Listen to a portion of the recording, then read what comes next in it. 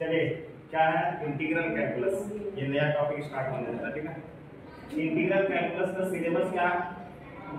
Indefinite integrals वाला, दूसरा definite integrals, तीसरा area of bounded reason, answer differential equation.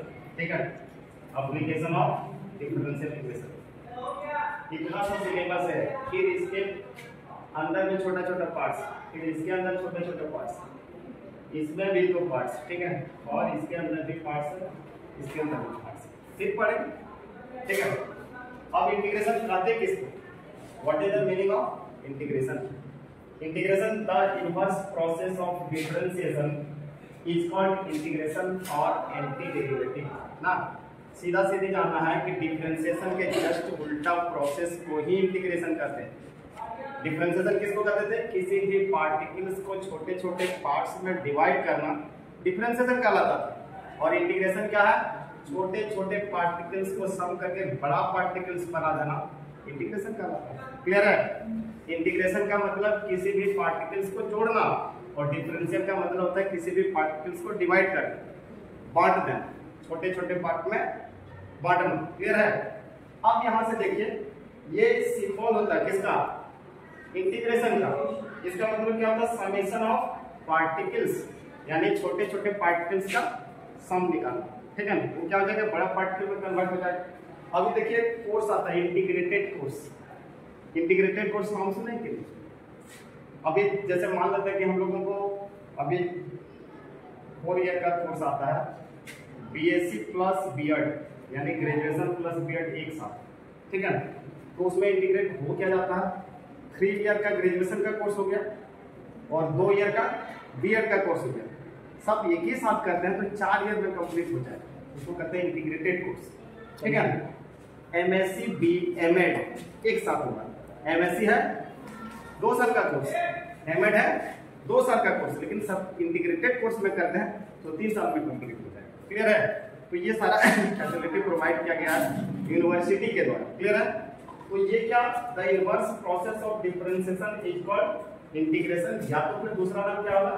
Anti derivative. और ये सिंबल का मतलब क्या होता है? Summation of particles.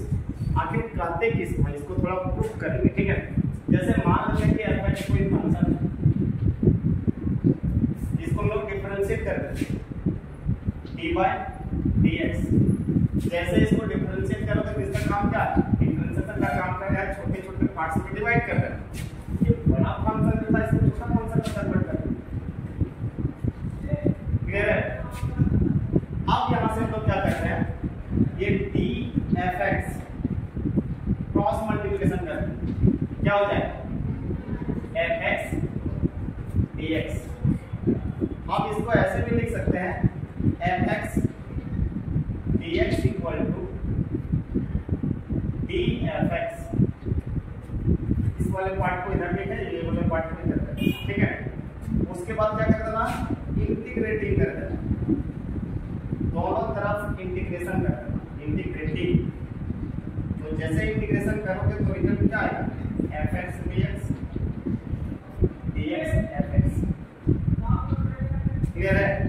अब यहां से देखो, डिफरेंशिएशन का मतलब होता है तोड़ना, इंटीग्रेशन का मतलब जोड़ना। दोनों काम एक साथ संभव है, इसका मतलब दोनों न्यूट्रल हो जाता है। बचा क्या?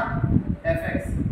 और यहाँ पर इंडिफिनिट में हम लोग c यूज करते हैं, जिसको कहते हैं इंटीग्रेटिव कांस्टेंट। क्या कहते हैं इसको? Integrative constant. क्या बोलते हैं? Integrative constant. एक बार फिर से हम लोग कांसेप्ट की ओर आएंगे कि d/dx ऑफ fx, जैसे इसको डिफरेंशिएट करोगे क्या हो जाएगा? Small fx।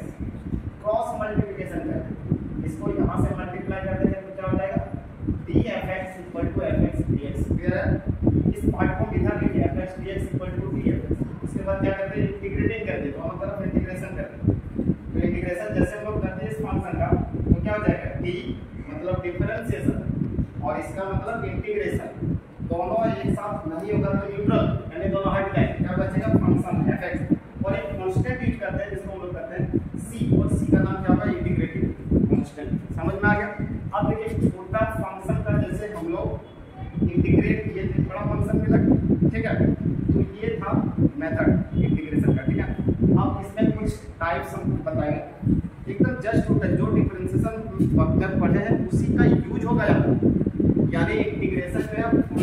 डिपेंड है किस पर, डिफरेंशिएशन, ठीक है, नॉट ठीक है।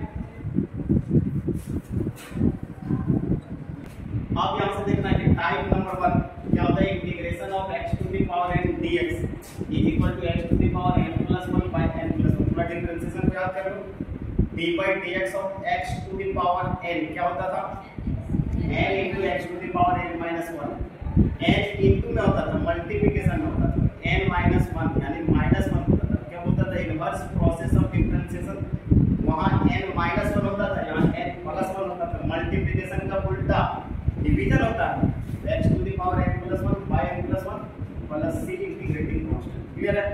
फिर है इंटीग्रेशन ऑफ dx, डिफरेंशिएशन और इंटीग्रेशन दोनों इंटीग्रल क्या बचा, x प्लस c। x का डिफरेंशिएशन वहां पर क्या होता था, 1 होता था, हम कुछ नहीं तो क्या 1, dx क्या है, इसका रिस्पेक्ट में होता है, x के रिस्पेक्ट में होता है, ठीक है। दूसरा है 0 dx, मतलब कांस्टेंट का डिफरेंशिएशन क्या होता है 0, तो 0 का इंटीग्रेशन क्या हो जाएगा, constant. Integration of 1 by root x dx, अब रूट x का डिफरेंशिएशन कितना होता है 1 बाय रूट x को जब डिफरेंशिएट करेंगे, इंटीग्रेट करेंगे तो क्या हो जाएगा 2 रूट x, लेकिन रूट x को जब डिफरेंशिएट करते थे क्या होता था 1 by root x plus c 1 by x dx।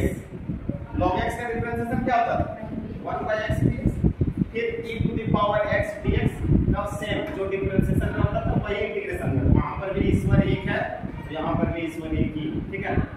तीसरा ये माइनस में लेगा तो ये रिजल्ट माइनस में है, वही है एक्सपोनेंशियल फंक्शन, ठीक है।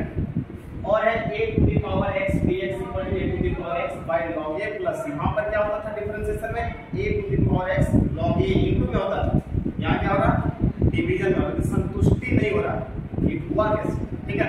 चलिए इस घटना को थोड़ा समझते हैं। अब यहां पर आते हैं, ठीक है, ये पार्ट है, इसको थोड़ा प्रूव करके देखना। जैसे हम इसको डिफरेंशिएट करेंगे तो d by dx क्या क्या लिखेंगे, x to the power n plus 1 by n plus 1। Clear है।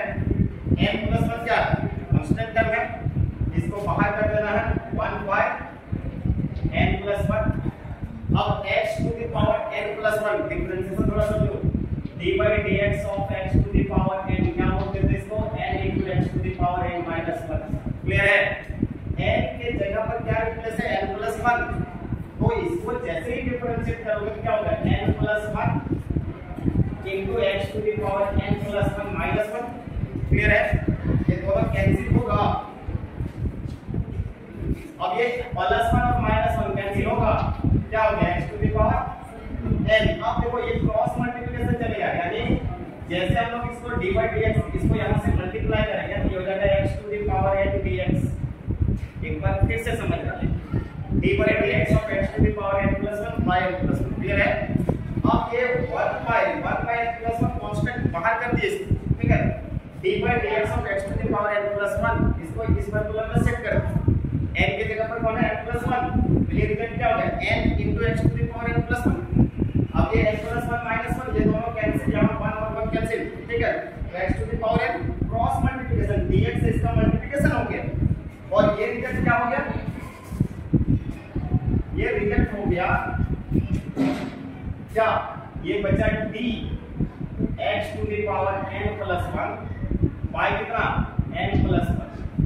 क्या करना है, इंटीग्रेशन दे देना दोनों तरफ। जैसे इंटीग्रेशन लोग ये क्या होगा, डिफरेंशिएशन और इंटीग्रेशन दोनों न्यूट्रल होगा, रिजल्ट क्या हो जाएगा x to the power n plus 1 by n plus 1 plus c। समझ में आ गया। सेम सारा केस हम ट्राई कर सकते हैं, ठीक है। ज्यादा चीज रटना नहीं है, समझना, समझ कर इसको बनाना, ठीक है। अब हम लोग आते हैं टाइप नंबर 2 में। टाइप नंबर 2 में मतलब ट्रिग्नोमेट्रिक फंक्शन का इंटीग्रेशन। थोड़ा याद करो कि d by dx of cos x क्या होता था माइनस sin x, हमने कुछ किया नहीं, माइनस sin x जो था वो माइनस इधर कर दिया, ठीक है। अब देखो ये माइनस है और इसका डिफरेंशिएट करोगे तो माइनस माइनस प्लस ना हो जाएगा, तो क्या हो जाएगा sin x, इसका मतलब sin x का जैसे इंटीग्रेशन करोगे तो क्या होगा माइनस cos x। सीधा सीधी रिजल्ट है, sin का cos होगा, cos का sin होगा, टेंशन नहीं लेना। लेकिन डिफरेंशिएशन में हम लोग लेफ्ट साइड देखते थे, जहां जहां c होगा वहां वहां नेगेटिव होगा। यहां पर राइट साइड देखना है, जहां जहां c होगा वहां वहां नेगेटिव। क्लियर है। अब यहां से देखो sin x का cos x होगा, c है नेगेटिव होगा, cos x का sin x होगा, फिर sec स्क्वायर इसका डिफरेंस है सर tan x का। अब tan x का इंटीग्रेशन है, sec स्क्वायर x का इंटीग्रेशन क्या हो जाएगा tan x प्लस c। दूसरा cosec square x dx, cot x minus cot x का डिफरेंस कितना cosec स्क्वायर x dx, इसका इंटीग्रेशन कितना minus cot x plus c। sec x into tan x इसका डिफरेंस है sec x का, तो sec x plus c, cosec x into cot x इसका difference है sir minus cosec x plus c। अब third case देखेंगे inverse of trigonometry का, ठीक है, नॉट इट। टाइप नंबर 3 देखिए IIT मतलब क्या है integration of inverse trigonometry. Case यहां पर देखना sin x का डिफरेंशिएशन जब करते थे क्या रिटर्न आता था 1/√1 माइनस x स्क्वायर, पेयर लगा देना,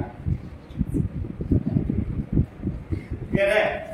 यानी देखिए 1/√1 माइनस x स्क्वायर dx को जैसे इंटीग्रेट करोगे तो sin इनवर्स x यहां पर माइनस लगा, जैसे यहां पर माइनस लगाओ तो रिजल्ट क्या हो जाएगा cos इनवर्स x। वहां पर डिफरेंशिएशन थोड़ा याद कर लो, d/dx और cos inverse x minus 1/√1 minus x square. Same case tan inverse x का differentiation 1/1 plus x square dx, इसमें माइनस लगा दो तो क्या हो जाएगा cot inverse x plus c, फिर 1/x √x square minus 1 dx sec inverse x, इसका डिफरेंशिएट करोगे तो सेम केस, फिर यहां पर नेगेटिव लगा दोगे तो क्या होगा cosec inverse x plus c। याद कैसे रखोगे, जहां जहां नेगेटिव है वहां वहां फंक्शन को फंक्शन है यानी c से स्टार्ट, क्लियर है। फिर मिलते हैं अगला क्लास।